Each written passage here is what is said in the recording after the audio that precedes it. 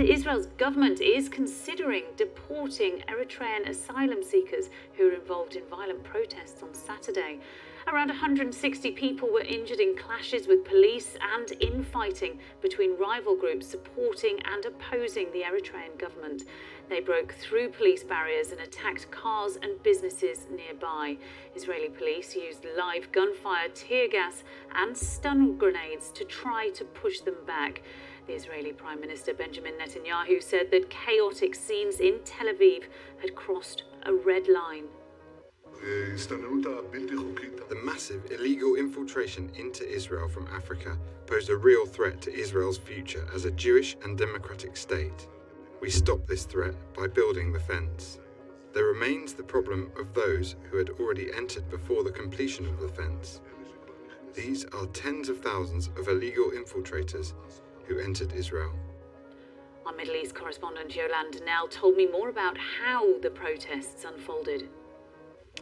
Well, just a day ago, there were these really riotous scenes in the south of Tel Aviv. What happened is that the Eritrean embassy in Israel was planning to hold an event at a hall there, and there had already been warnings from Eritrean activists that that should not be allowed to go ahead. They'd asked the Israeli authorities to block it and said there was a risk of violence. We very much saw that. Large crowds of Eritrean asylum seekers opposed to the government in their native country broke through police barricades, and we had these very violent scenes. The police looked like they had been caught somewhat off guard by the scale of the crowds that were there, and they used live gunfire, these stun grenades, tear gas, all different measures to try to push back the protesters. But then what we also saw, they were trying to divide groups of protesters from each other, because within the Eritrean community there is this deep division between those who are for and against the government back in Eritrea, and they were wearing opposing colours, red and blue, and were fighting each other on the streets with rocks, with large pieces of metal in some cases, and there was lots of vandalism. Shops were smashed up, cars were smashed. The police were on horseback as well, trying to push people off the streets, and it was several hours before they managed to bring the situation under control. So something that was really quite unprecedented. So not surprisingly, today we've been seeing a big political fallout of that, with the Israeli Prime Minister Benjamin Netanyahu calling a special ministerial meeting to discuss what should happen next. And looking at what could happen next, of course, Israel's hardline government considering tough measures, including the deportation of Eritrean asylum seekers. Could there be further clashes, or does that hardline approach seem to have worked? Has these clashes de-escalated? Has tensions de-escalated?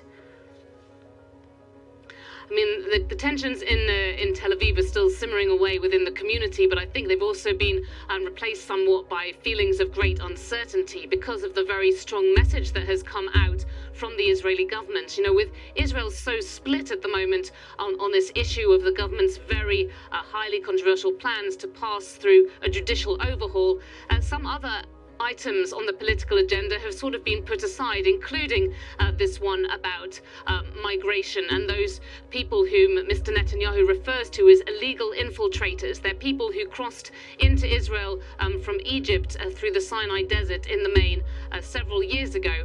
There's now a big border fence that prevents large numbers of people from crossing in the same way.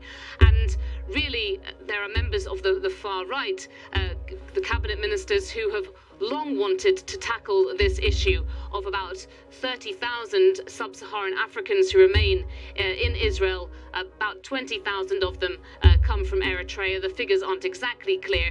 Now, Mr. Netanyahu is saying he wants to see the immediate deportation of those who were involved in the latest violence, and there are about 40 people that we already knew of that are being kept now in administrative detention, who were rounded up by the police a day ago, mainly for public disorder offences.